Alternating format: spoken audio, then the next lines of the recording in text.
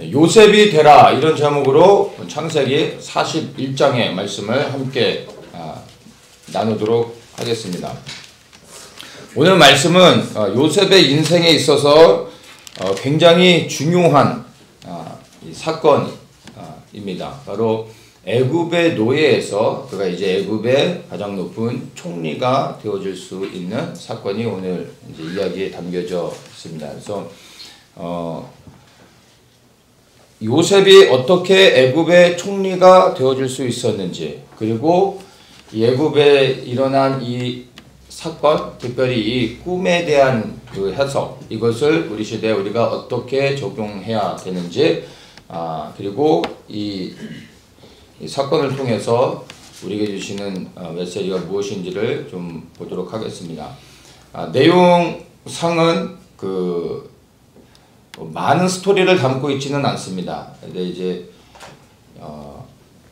이 절수가 굉장히 많고 동일한 이야기가 풀어져서 좀 반복돼서 많은 내용을 담고 있는 것 같지만 사실 내용은 굉장히 심플합니다. 그래서 보면 1절에서 8절까지는 이제 바로가 꾼 꿈에 대해서 설명하고, 그리고 9절에서 24절까지는 바로가 꾼 꿈에 대해서 다시 한번 요셉에게 설명해 주는, 그러니까 같은 내용입니다. 25절에서 36절까지는 요셉이 이제 꿈을 해석해 주고 그 꿈의 해석과 더불어 대책을 이제 제시하는 내용입니다. 그리고 이제 37절에서 45절까지 보면 애굽의 총리가 된 요셉을 볼 수 있고, 46절에서 52절까지 그가 총리가 되어 애굽을 다스리는 내용이 나오고, 53절에서 57절까지는 이제 바로에게 주셨던 그 꿈, 그리고 요셉의 해석이 그대로 성취되어져서 하나님이 이 모든 것을 행하셨다라는 것을 증명하고 있습니다. 1절부터 한번 그 내용들을 보면서 우리에게 필요한 말씀들을 나누도록 하겠습니다. 먼저는 이제 바로의 꿈이죠. 이 바로의 꿈은 우리가 너무나 잘 아는 부분입니다. 바로가 꿈을 꿨는데 7 살찐 암소가 풀을 먹고 있었는데 그 뒤에 아주 마른 암소들이 나타나서 이 살찐 암소들을 잡아먹습니다. 그리고 또다시 꿈을 꿨는데 충실한 이삭, 즉 아주 꽉 찬 7 이삭이 나왔는데 아주 마른 7 이삭이 그 뒤에 나와서 그 알이 꽉 찬 7 이삭을 삼켜버리게 됩니다. 그리고 나서 바로가 꿈을 깨게 되고, 그리고 이 꿈이 너무나 이해할 수 없는 괴악한 꿈이어서 그것으로 인하여 그가 이제 번민하게 됩니다. 자, 여기서 보면은 그의 꿈과 더불어서 마지막 8절에 어떻게 이야기하냐면은, 그가 그 꿈으로 인하여 번민하다가 애굽의 모든 술객들을 불러서 그 꿈을 해석하게 하는데, 애굽의 술객과 박사들, 즉 애굽의 모든 능력 있다고 하는 마술사들과 모든 지혜자들을 다 불러서 그 꿈에 대해서 이야기하고 해석하게 해야 했지만 어느 누구도 꿈을 해석할 수 없었다라는 것을 말해주고 있습니다. 우리는 그냥 이 대목을 보면 그냥 꿈을 해석을 못했나 보다라고 생각하는데, 이것을 조금 더 깊이 생각해 볼 필요가 있습니다. 이 바로를 섬기는 마술사들은 나중에 이제 모세가 하나님 보내셔서 바로 앞에 섰을 때 모세와 이 어떤 영적인 이 파워를 가지고 싸우는 그런 이제 장면들이 나오죠. 그래서 지팡이를 던지고 뱀이 되기도 하고, 또 다시 잡으면 또 지팡이가 되기도 하고, 이 여러 가지 엄청난, 보통 사람은 할 수 없는 엄청난 능력들을 행하는데, 거의 대부분 바로의 마술사들도 똑같은 능력을 행하는 것을 보게 됩니다. 그러면 이 애굽의 마술사들이 얼마나 큰 그 능력들을 가지고 있었던 사람인지를 알 수 있고, 그리고 애굽에 수많은 이 지혜자들이 있었는데 이러한 자들 또한 꿈을 해석하지 못했다라는 겁니다. 그러니까 우리가 이해해야 되는 것이, 바로가 지금 심각한 상황 가운데서 꿈을 해석을 못해서 모든 능력자들을 불러서 꿈을 해석하게 하는 겁니다. 이것을 해석을 못하면 그들이 어떠한 형벌을 받을지 모르는 겁니다. 그래서 무조건 해석을 해야 되는 겁니다. 그러면 어떤 해석이든 이들이 내놨을 것입니다. 우리 모두도 꿈에 대한 해석의 능력을 갖고 있습니다. 문제는 안 맞는다는 거죠. 누가 꿈을 꾸면 우리는 그 꿈에 대해서 다 얘기해 줄 수 있어요. 근데 우리가 얘기를 잘 안 하는 이유는 틀리니까. 그렇죠? 근데 만약에 여러분에게 꿈 해석을 부탁하고 이 꿈을 해석을 못하면 우리가 심각한 어떤 피해를 입게 된다고 생각했을 때 어떻게 하시겠습니까? 뭐 맞고 틀리고는 두 번째 문제고, 우리가 소설을 써서라도 그 꿈에 대한 해석을 뭐 좋게 얘기해 줄 수도 있는 겁니다. 맞고 틀리고는 두 번째 문제죠. 그러면 바로의 술객들도 그들이 해석하지 못했을 때 그들이 당할 이 형벌을 생각하면 바로가 듣기 좋은 여러 가지 맞고 틀리고는 두 번째고 그냥 얘기할 수 있었다는 겁니다. 그리고 바로를 안심시키실 수도 있었겠죠. 그런데 이런 것조차 하지 못했다라는 겁니다. 꿈에 대해서 한마디도 할 수 없게끔 됐다는 겁니다. 그러니까 이것은 단순히 꿈을 해석 못했다는 것이 아니라 하나님이 강권하셔서 그들의 입을 막으신 겁니다. 그래서 꿈에 대해 생각만 해도 그냥 머리가 아프게 만들었다거나 뭐 너무나 큰 두통과 막 두려움이 임하게 해서 아예 꿈조차 생각할 수 없었고 입을 열 수 없게 만들어서 어느 누구도 바로에게 말할 수 없게 했다는 겁니다. 그렇기 때문에 나중에 요셉에게 기회가 올 수 있었던 겁니다. 바로에게 멋있는 틀린 것이지만 그러나 듣기 좋은 이야기로 해석을 해줬다면은 요셉이 바로 앞에 설 수 있는 기회는 없었던 것입니다. 그래서 이 모든 것들이 하나님의 완전하신 그 간섭하심 안에서 이 모든 일들이 진행되고 있다라는 것을 우리가 이 사건에 대해서 분명히 이해를 해야 됩니다. 자, 그래서 애굽의 모든 술객들이 하나님이 강권하시는 역사를 통하여 그들이 꿈 해석에 조금도 접근할 수 없었고 입을 열 수가 없었던 상황 가운데서 바로가 고민하다가 술 맡은 관원장이 9절에 보면 이제 옛날에 자기의 꿈을 해석해줬던 요셉이 이 사건으로 인하여 이제 깨닫게 되는 거예요. 생각이 났던 겁니다. 그러면서 그가 얘기하죠. 바로 앞에 서서 내가 오늘날 나의 허물을 추억하나이다 하면서 그가 감옥에 들어갔을 때 자신의 꿈을 해석해줬던 요셉을 기억하며 그가 어떻게 꿈을 잘 해석하는지에 대해서 설명해 주게 됩니다. 자, 이것이 하나님의 아주 절묘한 타이밍이라는 것입니다.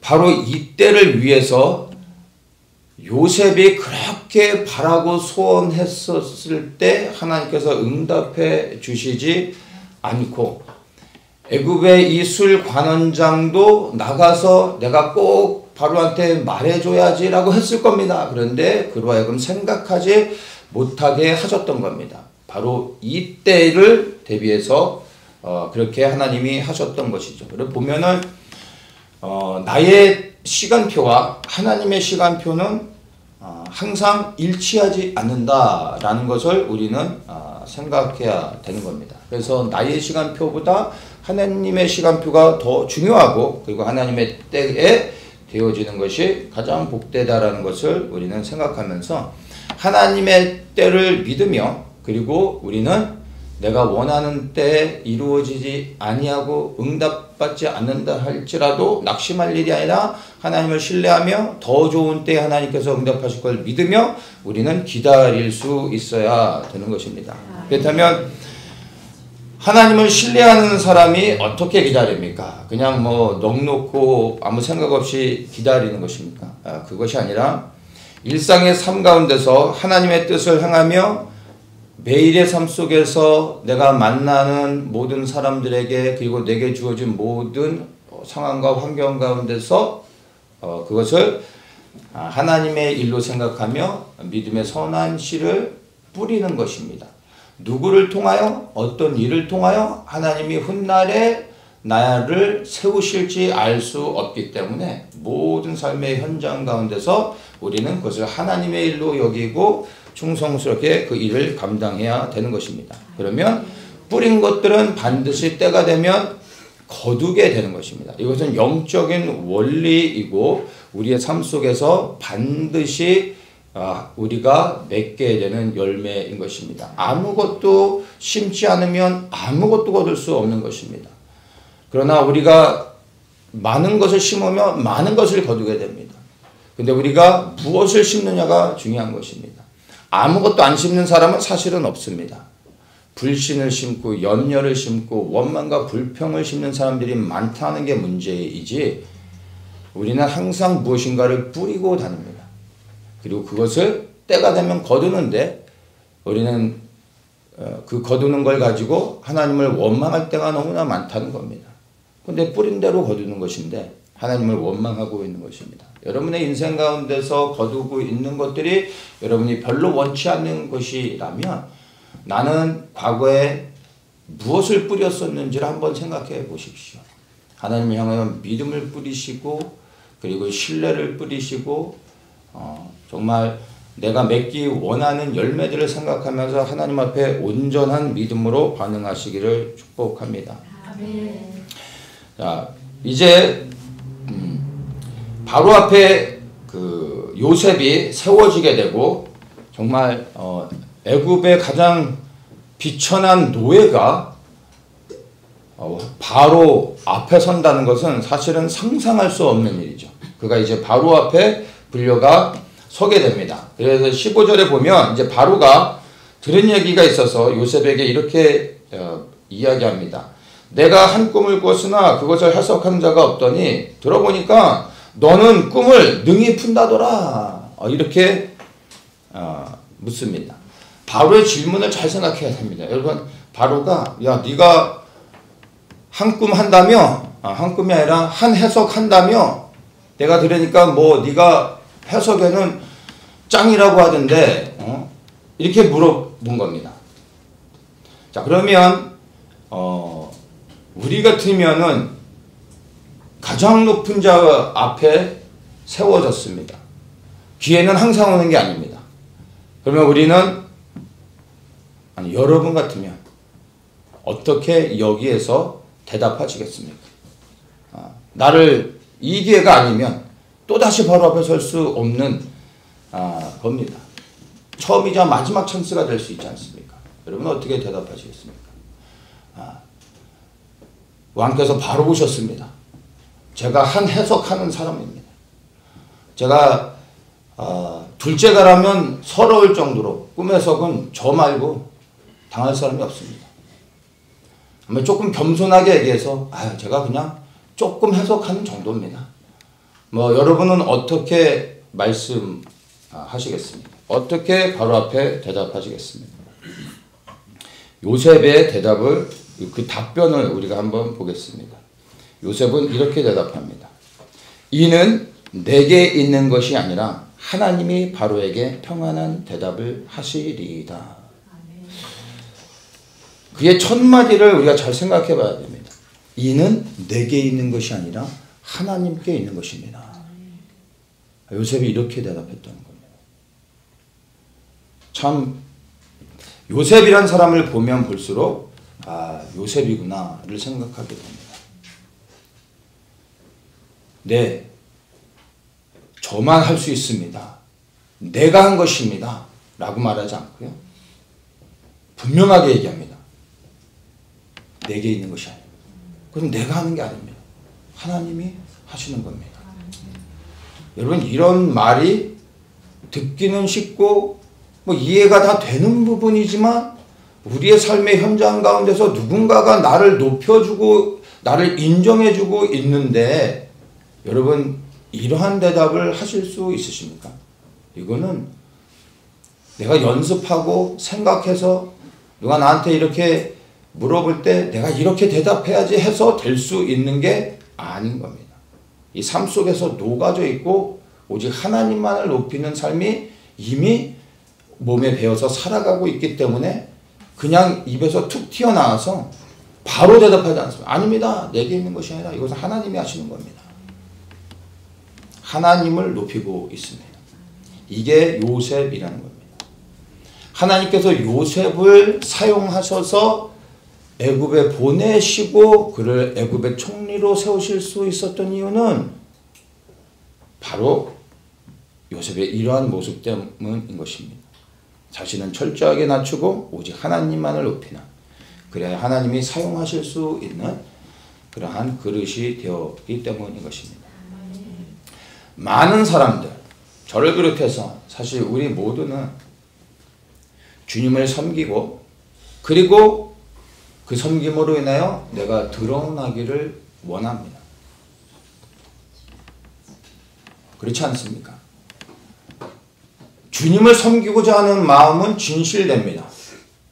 그런데 기왕이면 섬기고 나서 또한 인정받기를 원하고 칭찬받기를 원하고 사람들에게 높아지기를 원하는 것이 우리의 죄된 본성입니다. 근데 여러분 그거 아십니까? 우리가 주님을 충성스럽게 잘 섬겼는데 그 섬김으로 인하여 진실되게 주님을 섬긴 겁니다. 그러나 내가 정말 진실된 마음으로 최선을 다하여 주님을 섬겼는데 이 섬김이 사람들에게 내가 인정을 받게 되면 하늘의 상급은 없는 겁니다. 그거를 여러분 잘 이해를 하셔야 됩니다.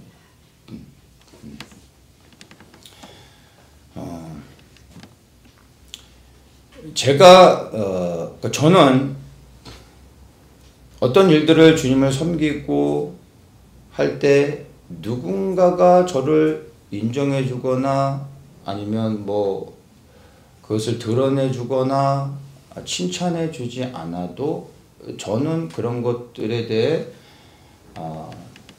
마음 가운데서 이렇게 섭섭하거나 아니면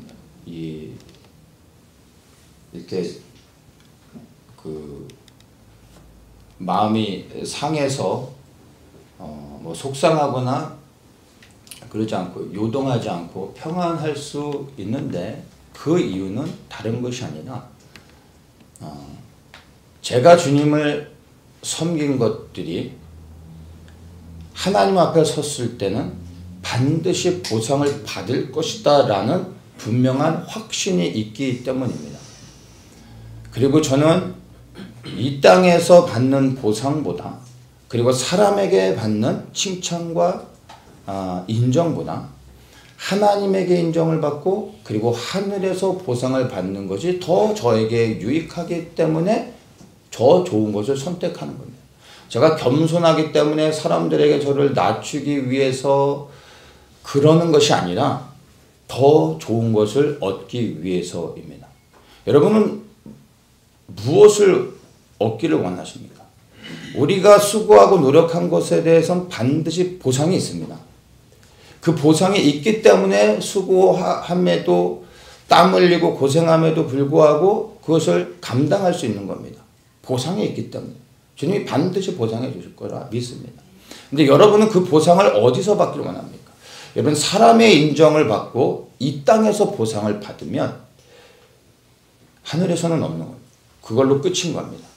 여러분이 주님을 충성스럽게 이 땅에서 섬겼는데 사람들에게 인정을 받고 영광을 받고 그리고 보이는 곳에서 여러분이 보상을 받으면 그 보상들은 여러분 잠시 우리를 즐겁게 해줄 수 있지만 결국에 다 사라지는 거 알지 않습니까?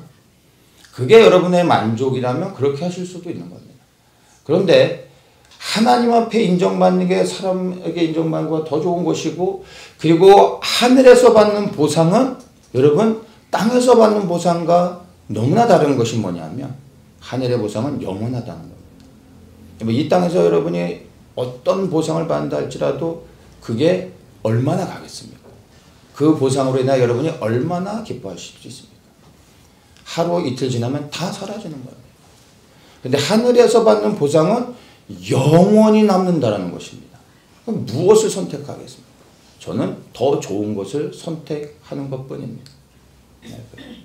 우리가 주님을 섬기면서도 이 땅에서 인정받지 못한다 할지라도 누군가가 나를 인정해주지 않는다 할지라도 그것으로 인하여 조금 더 섭섭할 필요가 없는 것은 아무도 인정해주지 않을수록 아무도 모를수록 하늘의 하나님은 너무나 분명히 알고 계시고 그분이 모르면 곤란해지는 거죠. 그러나 우리가 아무리 숨기고 한다 할지라도 하늘의 하나님은 모든 것을 아시기에 우리가 하나님 앞에 섰을 때 우리에게 보상해 주신다는 것입니다.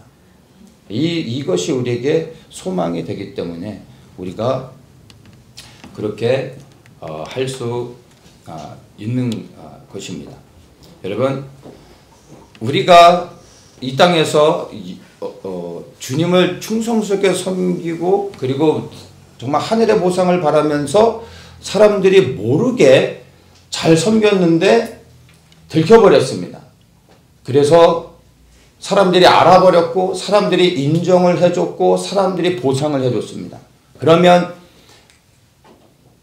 땅에서 보상을 받았기 때문에 하늘의 보상은 날아간 것일까요? 사라져버리고 얻지 못하는 것일까요?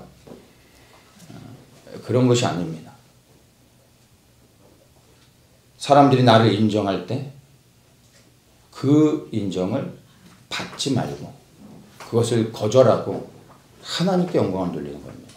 내가 그것을 받아들이는 순간 나의 영광이고 그리고 하나님의 보상은 없는 겁니다. 그러나 사람들이 나를 인정해주고 내게 보상해줄 때 모든 영광을 하나님께 돌리는 겁니다. 아닙니다. 내가 한 것이 아니라 하나님이 하셨습니다. 요셉과 같이 요셉은 주저하지 않고 정색하면서 내가 아니라 하나님이 하시는 겁니다. 이렇게 말한 것처럼 누군가가 여러분을 칭찬하고 인정할 때 여러분 단호하게 그리고 화는 내시면 안 되겠죠. 그러나 분명하게 내가 한 것이 아니라 하나님이 하셨습니다. 라고 그 영광을 하나님께 돌리십시오. 하나님의 영광을 가로채지 마십시오. 그렇게 되면 이 땅에서 사람에게도 인정을 받고 땅에서도 보상을 받고 그리고 하나님께도 인정을 받고 하늘에서 보상을도 받게 되는 것입니다. 네. 칭찬과 인정을 받는 것에 오늘날 우리는 너무나 익숙해져 있습니다. 그리고 이러한 것이 우리로 하여금 계속해서 무엇인가를 섬기게 하는 동력이 되기도 합니다. 그런데 이것은 너무나 위험한 것입니다. 여러분 차라리 우리는 책망을 받는 것에 익숙해지는 것이 우리의 영적 성장에 더 유익합니다. 이것을 이해는 할 수 있지만 실제로 이렇게 살아가는 것이 결코 쉽지는 않습니다. 그러나 이 영적인 유익이 얼마나 크고 우리에게 무엇이 필요한지를 안다면 여러분 사람들의 칭찬과 인정을 받는 것에 익숙해지지 마십시오. 그것들을 경계하십시오. 그리고 오히려 책망을 들을 수 있는 귀가 열려지기를 축복합니다. 나보다 남을 더 칭찬하고 그리고 오직 영광은 하나님 아버지께만 올려드리는 그러한 성도들이 되시기를 다시 한번 축복합니다. 요셉의 대답을 좀 보면 요셉은 이렇게 대답하죠. 하나님이 바로에게 평안한 대답을 하시리다 이렇게 말합니다. 이 대답을 참 생각하면 요셉의 답력이 참 크다라는 것을 생각하게 됩니다. 요셉은 어떻게 이렇게 말할 수 있었을까요? 그가 바로 앞에 서기 전에 이미 요셉은 모든 상황을 다 알고 있었습니다. 바로의 난다긴다 하는 능력자들도 바로가 꾼 꿈에 대해 한마디도 말할 수 없는 상황이 됐습니다. 그래서 요셉이 그 꿈을 해석하기 위해 바로 앞에 선 겁니다. 그 꿈이 무엇인지 들어보지도 못한 상태입니다. 그리고 모든 사람들 세상에 그 어느 누구도 바로의 꿈을 해석하지 못해서 내가 지금 바로 앞에 간다라는 것을 분명하게 알고 있습니다. 그런데 요셉이 바로 앞에서 하나님이 바로에게 평안한 대답을 하시리이다 라고 말하고 있는 겁니다. 여러분 같으면은 이런 기회가 왔을 때 바로 앞에 서기를 원하십니까? 별 생각이 없으십니까? 바로 앞에 서서 꿈을 들었는데 그 꿈을 해석하지 못하면 어떻게 되겠습니까? 애굽의 노예가. 그 자리에서 죽음을 향하는 겁니다. 무슨 꿈인지도 모르는 상태에서 여러분 같으면은 이것을 인생의 최고의 기회라 생각하고 바로 앞에 서기를 원하시겠습니까? 일단 좀 꿈을 들어봐야 되지 않겠습니까? 요셉은 꿈의 내용은 들어보지도 않고 하나님이 평안한 대답을 주실 겁니다 라고 말했다는 겁니다. 예. 요셉은 조금도 하나님을 의심하지 않았다는 겁니다. 그리고 내가 바로에게 평안한 대답을 하겠습니다 라고 말하지 않냐고 하나님이 그렇게 하실 겁니다 라고 말했다는 겁니다. 하나님을 향하여 그가 얼마나 하나님을 신뢰하며 온전히 붙잡고 믿고 있었는지를 볼 수 있는 대목이 되는 것입니다. 하나님이 사용하시는 사람은 돈 많은 사람도 아니고요, 능력이 많은 사람, 꿈 해석을 잘하는 사람도 아닙니다. 요셉을 보면 하나님이 사용하시는 사람의 특징, 다른 것이 아니라 하나님을 온전히 신뢰하는 사람입니다. 오직 하나님으로 해답을 얻으려고 하나님만을 의지하는 사람을 하나님은 사용하신다는 것을 요셉을 통하여 다시 한번 확인하게 되는 것입니다. 하나님에게 정말 우리가 쓰임받길 원한다면요, 그 무엇보다 능력을 갖추는 것도 필요하겠지만 사실 그런 것을 넘어서 근본적으로 우리가 준비해야 될 것은 첫째, 하나님을 온전히 사랑하는 것입니다. 그리고 그분을 신뢰하고 믿고 따르는 것입니다. 그러면 하나님의 택함을 받아 우리의 수많은 연약함과 약점에도 불구하고 하나님이 그것을 덮으시며 우리를 들어 사용하실 수 있습니다. 왜냐하면 오직 하나님의 영광만 나타내고 오직 하나님의 뜻을 행하려고 하기 때문에 우리 안에 보여지는 수많은 연약함이 있음에도 불구하고 하나님의 은혜가 그 모든 것들을 덮으시고 하나님을 신뢰하는 그 사람을 하나님이 사용하신다는 것입니다. 요셉이 하나님 앞에 택함을 받아 애굽의 노예로 보내질 수 있었던 것은 하나님은 요셉의 이러한 모습을 보셨기 때문에 그를 택하여 사용하셨던 것입니다. 요셉이 이제 바로의 꿈을 이제 해석을 해줍니다. 이야기를 들어봤더니 어느 누구도 해석을 못했던 건데 요셉은 생각하지 않고 곧바로 25절에 보면 그 꿈에 대해서 이야기하죠. 바로의 꿈은 하나입니다 하면서 곧바로 어느 누구도 해석하지 못했던 이것을 풀어서 설명해 줍니다. 쉽게 얘기해서 이제 7년에 풍년이 오고 그 다음에 7년에 흉년이 옵니다. 이렇게 말하고 있습니다. 자, 그런데 놀라운 건요, 요셉이 바로의 꿈을 아주 명쾌하게 해석을 해줬는데 여기에서 끝나지 않고 이 꿈 해석이 끝남에 동시에 무엇을 이야기합니까? 대책에 대해서 얘기합니다. 이것을 주목해서 보아야 하는 겁니다. 꿈 해석으로 끝나지 않고 자, 이렇게 되어지니까 앞으로 이렇게 준비해야 됩니다 라고 명쾌하게 다시 또 어떻게 준비해야 되는지도 정확하게 제시를 해주고 있다는 겁니다. 자, 꿈 해석은 전적인 하나님의 능력으로 요셉이 한 겁니다. 그에게 있는 것이 아닙니다. 그렇다면 요셉이 내놓은 대책은 어떻게 생각하십니까? 요셉은 아무 생각이 없었는데 하나님께서 그냥 강권하셔서 입을 열어주셔서 뭔 소리인지 나는 모르고 그냥 입만 열었는데 요셉으로 하여금 이런 것을 말하게 하셨을까요? 저는 그렇게 생각하지 않습니다. 이 대책은 요셉의 지혜를 통해 나온 것입니다. 요셉의 지혜는 그가 받은 훈련을 통해서 준비되어져서 말할 수 있었던 것입니다. 요셉은 감옥에 있는 동안에 헛되이 시간을 보내지 않았습니다. 하나님을 원망하며 불평하며 살지 않았고 자신에게 주어진 환경 가운데서 최선을 다하며 하나님의 뜻에 합당하게 살아갔다는 것을 알 수 있습니다. 그래서 감옥에 있는 동안에 그 감옥 안에 들어온 수많은 애굽의 고관들과 대화하며 그들을 통해서 정치와 경제와 행정과 또 그 애굽의 사회의 모든 것들을 듣고 배웠습니다. 그리고 이 배움이 훗날 어떻게 되어질지를 생각하며 배웠던 것이 아니라 그에 주어진 상황 가운데서 그들을 섬기면서 그렇게 준비되어졌던 것을 보게 되는 것입니다. 만약 그가 감옥에 간 것을 끊임없이 곱씹으며 하나님을 원망하고 불평하는 삶을 살았다면 그 감옥의 삶 속에서 이렇게 그가 준비될 수 있었을까요? 마음의 태도가 그렇지 않았다는 것을 분명히 알 수 있는 것입니다.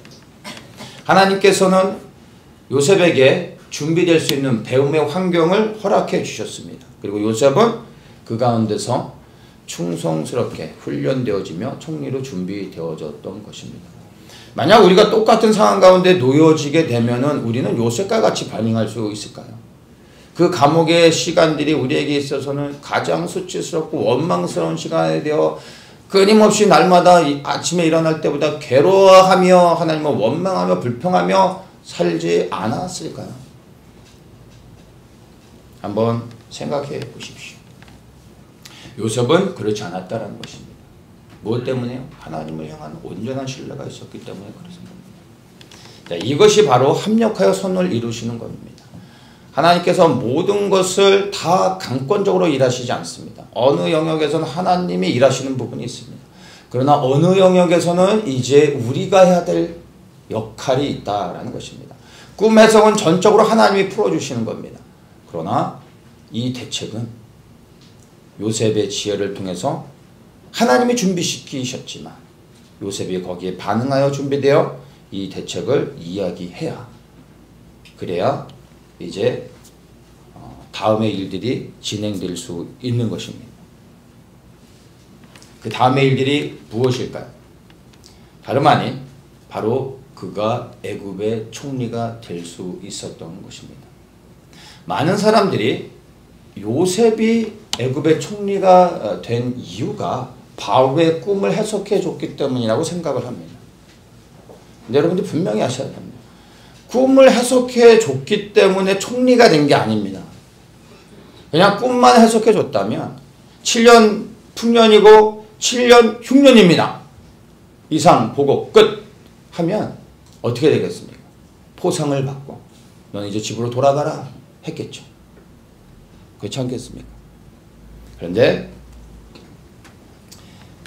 요셉이 총리가 될 수 있었던 이유는 꿈 해석 후에 이러한 일이 일어날 것이기 때문에 이제 왕은 이렇게 준비하셔야 됩니다 라고 그 구체적인 그 정책을 하나하나 아주 자세하게 풀어서 설명하며 제시했다라는 겁니다. 근데 그가 어떻게 이렇게 할 수 있었습니까? 일평생 양만 치던 자가 어떻게 애굽의 정책을 이렇게 논할 수 있습니까? 감옥에 있는 동안에 그가 보고 듣고 배운 것을 통하여 이미 그가 준비되어졌기 때문에 그것을 말할 수 있었다는 것입니다. 바로는 요셉이 풀어준 꿈 해석에 놀라서 총리를 세워준 것이 아니라 그 후에 그가 내놓은 대책 때문에 이 사람을 애굽의 총리로 세워야 됐구나라고 결정할 수 있었던 것입니다. 여러분, 하나님께서 우리 안에 임하셔서 강권적으로 우리를 도와주시는 그래야 일하시는 부분이 있지만 그러나 또한 우리가 믿음으로 반응하며 우리의 역할을 해야 되는 것이 분명히 있다는 것을 이 요셉의 이 사건을 통해서 우리가 분명하게 알아야 되는 겁니다. 저는 이 말씀을 묵상하면서 제 자신을 이렇게 좀 돌아보게 됐습니다. 그리고 참 요셉의 총리가 되어졌다는 이 사실이 저로 하여금 저에게는 큰 불편함이었습니다. 그리고 저의 삶을 이렇게 돌아보면서 주님 앞에 너무나 부끄럽고 죄송해서 주님 앞에 회개할 수밖에 없었습니다. 나는 일상의 삶 속에서 늘 요셉과 같이 살아가고 있는가를 생각할 때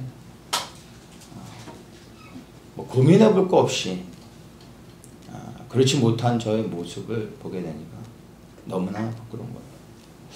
내가 요셉과 같이 모든 상황 가운데서 하나님을 신뢰하며 시간을 정말로 귀히 여기며 하나님이 내게 허락하신 이 훈련에 모든 상황과 환경 가운데 감사함으로 내가 최선을 다해 준비되어졌다면 혹 주님께서 나를 통하여 주님의 원하시는 일들을 더 행하실 수 있지 않았을까라는 것을 생각할 때 마음이 심히 괴로울 수밖에 없었습니다. 너무나 부끄러웠습니다. 하나님은 우리가 준비되어지는 만큼 사용하실 수 있는 겁니다. 요셉이 감옥에서 스스로 준비하지 않았으면 대책을 내놓을 수 없었던 것이고 총리는 될 수 없었던 것입니다. 물론 요셉이 총리가 되지 않아도 하나님의 뜻에 온전히 세워지지 않아도 하나님은 누군가를 다시 세워서 하나님의 일을 행하실 것이지만 그러나 요셉은 이제 하나님의 택함을 받을 수 없게 되는 것입니다. 근데 이런 일들이 우리에게도 일어날 수 있는 거예요. 우리 각 사람을 향한 하나님의 기대하심이 있는데 그래야 하나님이 강권하여 우리의 삶 속에 개입하셔서 우리에게 전적으로 도우시고 지키시며 문을 열어주시는 영역들이 있는데 여전히 우리는 뒷짐짓고 모든 것을 하나님이 다 해주시기만을 기다리며 하나님을 원망하고 있지 않는지. 왜 이거는 안 해주십니까? 하나님께 불평하고 있지 않는지. 내가 해야 될 영역이 분명히 있는데 나는 그 영역 가운데 정말 최선을 다하고 있는지 생각해 봐야 됩니다. 우리가 준비되어지는 만큼 우리를 통하여 그분의 일들을 이루실 수 있는 것입니다. 우리 각자를 향한 하나님의 뜻을 우리는 다 할 수는 없습니다. 그런데 우리가 정말 주님이 사용하시기에 온전히 준비되어지면 우리를 통하여 하나님이 놀라운 일들을 행하실 수 있는데 많은 경우는 우리가 준비되지 못해요. 우리의 삶을 통해 그분의 영광을 나타내지 못하고 있다는 것을 생각하며 심히 부끄럽고 죄송할 따름인 것입니다. 그리고 두려운 것은요, 내가 준비되지 않으면 하나님은 계속해서 기다리실 수 없다라는 겁니다. 그분의 뜻을 이루기 위하여 또 다른 누군가를 택하여 사용하실 수밖에 없는 것입니다. 이것이 사실 우리를 더 두렵게 하는 것입니다. 물론 그렇다고 해서 우리가 버림받는 것은 아니지만 우리에게 기회를 주셨음에도 불구하고 우리가 준비되지 못하고 스스로 우리 스스로를 주님이 사용하시기에 합당하게 준비시키지 못함으로 인하여 주님의 일을 감당하지 못했다면 나중에 주님 앞에 섰을 때 얼마나 부끄럽습니까?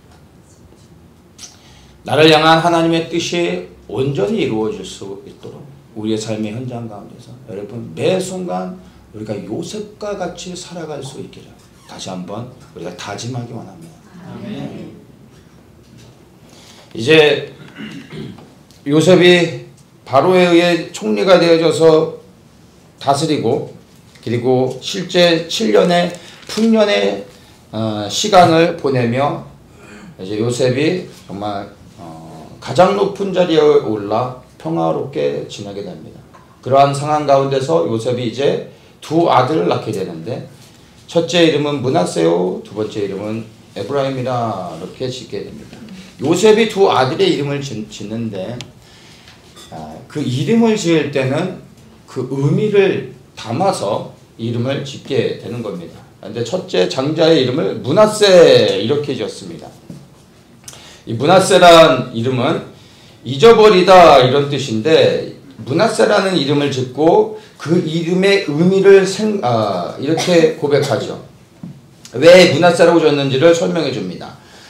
51절에 보면 하나님이 나의 모든 고난과 나의 아비의 온 집의 일을 잊어버리게 하셨다 이렇게 고백합니다. 그러니까 그가 애굽의 총리가 되고 풍요로움을 누리면서 므낫세라고 지은 겁니다. 이제 내가 과거의 모든 수치와 부끄러움과 상처와 아픔들을 하나님이 잊게 하셨다 하면서 므낫세라고 지었다라는 것입니다. 자, 그가 과거에 이 아픔들을 잊을 수 있었던 이유가 무엇일까요? 그냥 성품이 좋아서 꾹꾹 참고서 그냥 털어버려서 잊어버릴 수 있었던 겁니까? 아니죠. 보상받았기 때문에 잊을 수 있는 겁니다.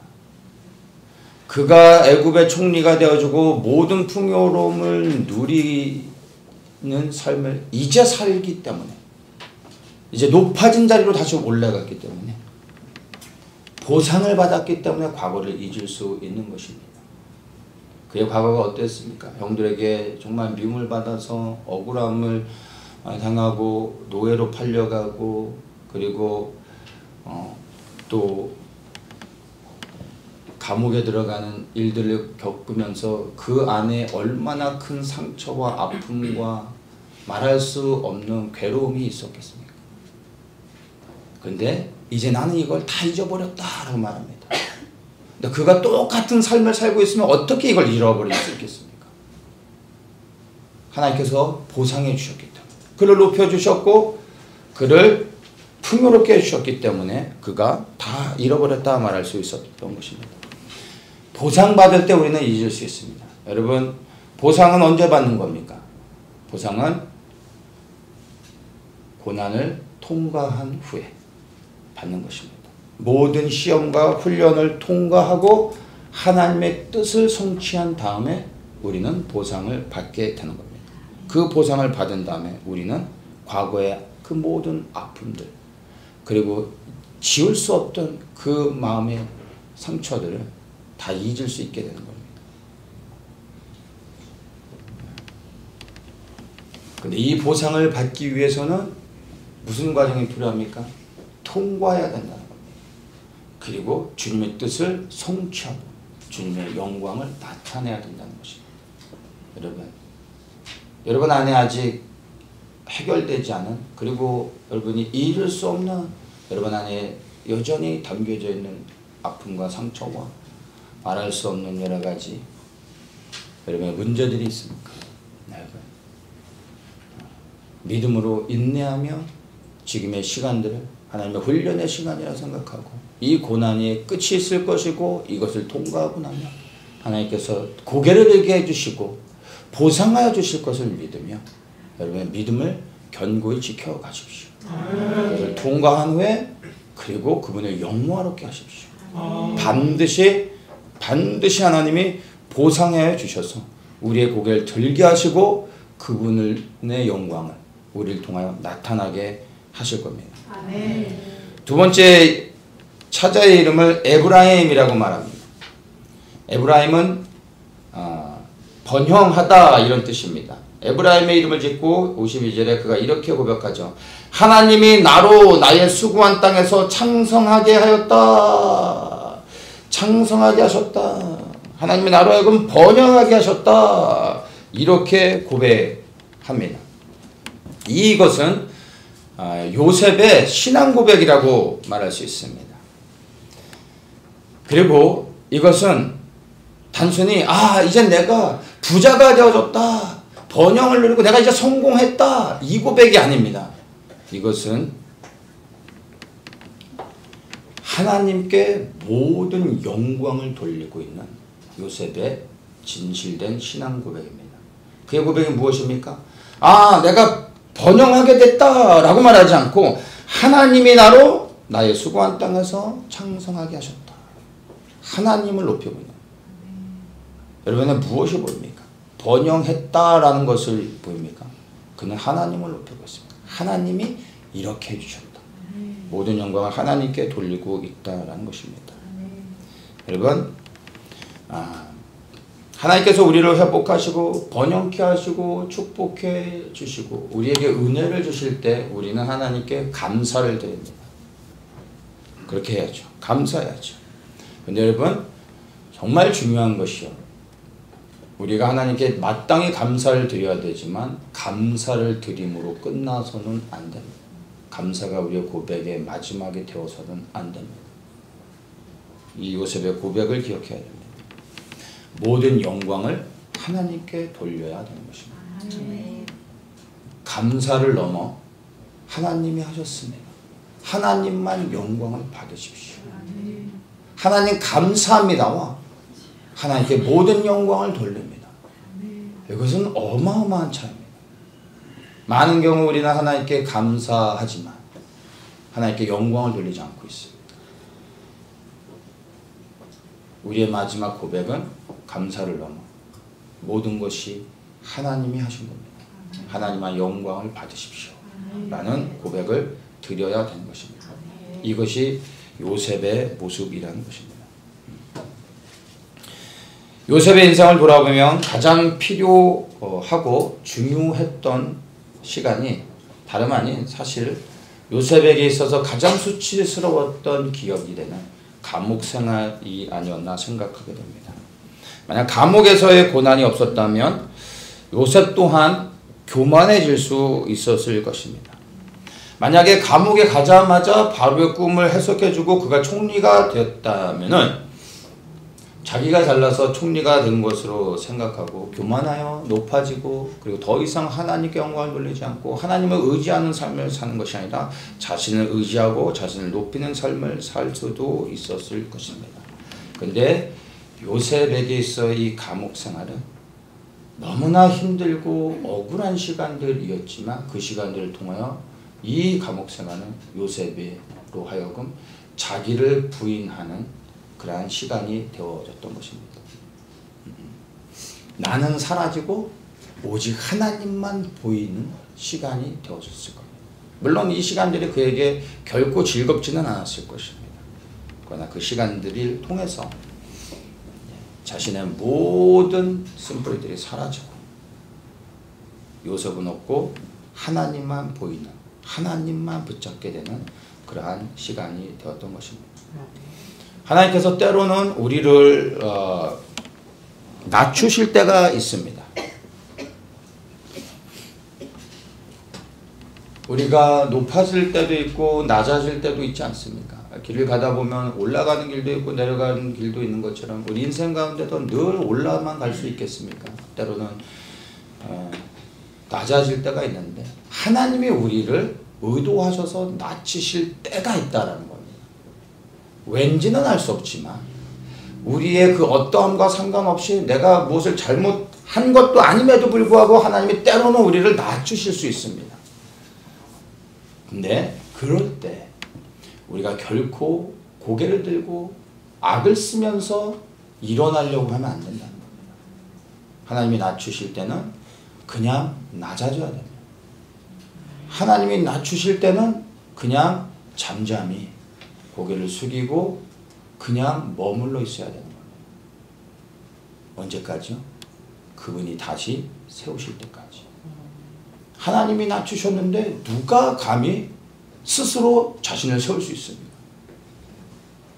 하나님이 낮추실 때 그냥 그 낮아진 자리에서 하나님을 붙잡는 겁니다. 그분을 만나고 그분을 더욱 신뢰하고 그분 안에서 평안하면 되는 겁니다. 그러면 내가 되어지면 우리가 준비되어지면 나는 사라지고 오직 예수 그리스도로 내 안이 충만해지면 그분이 우리를 다시 세우시는데 우리를 높여주신다는 겁니다. 그리고 그분의 영광을 우리를 통하여 나타내신다는 것입니다. 혹시 이 시간 내가 너무나 낮아져 있다라고 생각하시는 분들이 계십니까? 과거의 나를 비교할 때 나는 너무나 낮아져 있어서 여러분 스스로를 볼 때 낙심되어 있습니까? 나는 잘못한 것도 없는데 혹시 내가 너무나 낮아져 있는 것으로 인하여 낙심하고 원망하고 있는 분이 계시다면 여러분 나의 잘못으로 인하여 되어진 것이 아니라면 이 모든 것 또한 하나님의 행하심을 믿고 그냥 그 자리에서 주님을 깊이 만나면 되는 겁니다. 그리고 반드시 하나님께서 그분의 영광을 위해 우리를 다시 세우신다는 것을 믿으십시오. 이 요셉을 통하여 우리는 그것을 분명히 볼 수 있는 것입니다. 7년의 풍년 그리고 7년의 흉년이라는 사건이 애굽에서 일어났습니다. 이것을 통하여 우리가 우리 시대에 조금 적용해 볼 수 있습니다. 이것이 하나님의 일하는 방식인 것을 여러분이 잘 이해하셔야 됩니다. 먼저 풍년을 주시고 그 다음에 흉년을 주시는 게 하나님의 일하심이고 하나님의 성품인 겁니다. 풍년을 주심으로 다가온 흉년을 준비하시게 하는 게 하나님의 성품이라는 겁니다. 하나님을 모르는 자들에게 여러분 기근은 어느 날 갑자기 찾아오는 겁니다. 애굽의 모든 사람들은 7년의 풍년을 지나는 것을 생각하지 못하고 흉년이 다가올 때 그 흉년은 그들에게 어느 날 갑자기 찾아온 고난이 되는 겁니다. 근데 요셉에게는 이것이 갑자기 찾아온 기근이 아니었습니다. 그는 모든 것을 알고 있었습니다. 여러분 주의 날도 똑같지 않습니까? 믿지 않는 자들에게는 주의 날이 도적과 같이 임한다고 말합니다. 그러나 성경에서 분명히 빛의 자녀들에게는 도적과 같이 임하지 않는다라고 말합니다. 누구에게는 도적과 같이 임하는데 누구에게는 도적과 같이 임하지 않는 거예요. 누구에게 기근은 어느 날 갑자기 임한 것인데 누구에게는 이미 다 알고 있었던 것이라는 거예요. 지금 우리가 살아가고 있는 시대를 생각해 봐야 됩니다. 풍년을 지나 이제 영적 기근의 시대를 맞이하고 있습니다. 그 기근의 시대가 우리에게 지금 다가오고 있는 것입니다. 마지막 다니엘의 한 일회가 시작되어지는 시대. 적그리스도가 등장하고 이제 교회가 극심한 핍박 가운데 들어가는 시대가 다가오고 있음을 우리는 알고 있습니다. 마지막 때를 깨달았다는 많은 사람들이 안타깝게 아직 오지도 않은 기근의 때를 미리 두려워하며 낙심하여 살아가고 있다는 것입니다. 지금 우리는 주님께서 주신 풍성한 영적 은혜의 시간을 보내고 있음에도 불구하고 이미 다가오지 않은 그 기근의 날이 현실이 되어진 것처럼 두려움 가운데 살아가고 있는 안타까운 사람들이 너무나 많다는 것입니다. 요셉이 다가올 흉년으로 인하여 이 풍년의 7년의 시간을 두려워하며 보냈습니까? 전혀 그렇지 않다는 거예요. 그러니까 믿음으로 준비했습니다. 풍년의 시간에 흉년을 준비했습니다. 그래야 다가오는 흉년이 그에게는 결코 두려움이 아니었다는 것을 압니다. 여러분 지금 우리에게 주신 이 영적 풍성함의 시간에 우리는 다가올 영적 기근의 때를 준비하면 되는 것입니다. 모이기에 힘쓰고 함께 예배하고 합심하여 기도하고 주의 일에 힘쓰며 주의 오실 길을 예배하고 우리의 믿음을 준비하는 것입니다. 지금 우리에게 모일 수 있는 은혜의 시간이고 지금 우리가 예수의 이름을 부르짖어 기도할 수 있고 지금 우리가 땅을 밟으며 하나님의 일들이 성취되기 위하여 우리가 할 수 있는 모든 것을 할 수 있는 자유의 시간을 우리는 누리고 있습니다. 그런데 왜 다가오지 않은 것들로 두려워하여 스스로를 묶으려 합니까? 지금 우리에게 허락하여 주신 이 은혜의 시간, 자유의 시간, 풍성한 영적인 풍년의 시간에 우리가 할 수 있는 모든 것들을 하여 준비하면 되는 겁니다. 그러면 기근의 때가 다가왔습니다. 주님께서 우리를 지켜주실 것입니다. 반드시 그것을 통과하고 주님 앞에 설 수 있도록 해주실 것을 요셉의 삶을 통하여 우리는 분명히 볼 수 있는 것입니다. 말씀을 이제 마무리 짓겠습니다. 우리가 살아가는 시대는 정말 그 어느 때보다 요셉과 같은 사람이 필요한 시대입니다. 그리고 요셉과 같은 교회가 절실히 필요한 때입니다. 요셉이 준비되는 만큼 영적 기근에서 수많은 사람들을 살려내고 그리고 하나님의 영광을 나타낼 수 있습니다. 요셉이 준비되어야 요셉을 통하여 하나님의 그 일을 행할 수 있는 것입니다.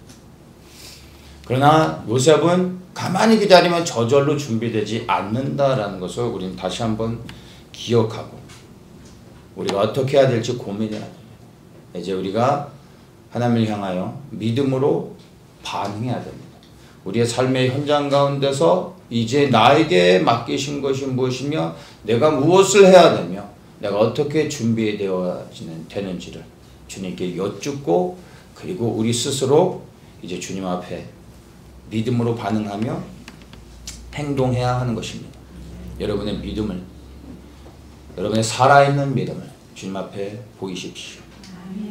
그러나 내가 요셉이 되려고 하는 목적이 나의 번영이나 나의 안전을 위해서 요셉이 되려고 하면 안 됩니다. 오직 하나님의 뜻과 하나님의 영광을 위해 요셉이 되려고 하십시오.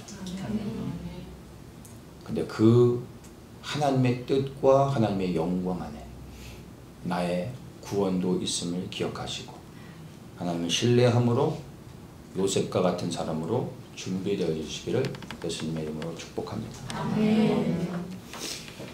참 좋으신 주님,